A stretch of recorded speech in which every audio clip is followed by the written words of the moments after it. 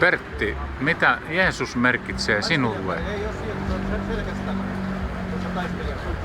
Jeesus sanoi, että te tulette olemaan minun todistajani.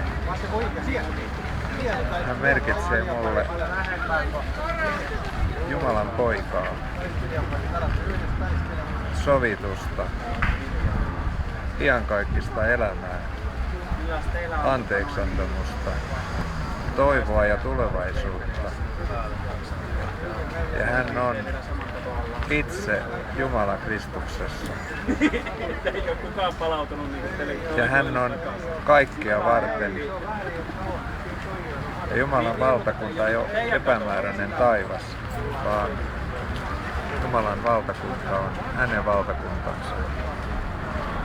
Ja kaikki on sinne kutsuttu samoilla perusteilla evankeliumin, hyvän sanoman kautta. Ja mä oon itse henkilökohtaisesti ottanut tämän kutsun vastaan ja puhun kokemuksesta.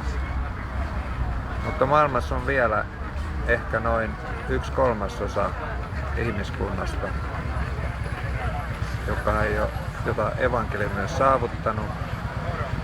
Töitä on paljon, tarvitaan työmiehiä, koska Jeesuksen tulemus on aivan tuossa tuokiossa, se on lähellä. Raamatun antama ilmoitus, Jeesuksen sanat, merkit hänen tulemuksestaan on niin selvästi nähtävissä, että pidä kiirettä. Tervetuloa Jeesuksen yhteyteen.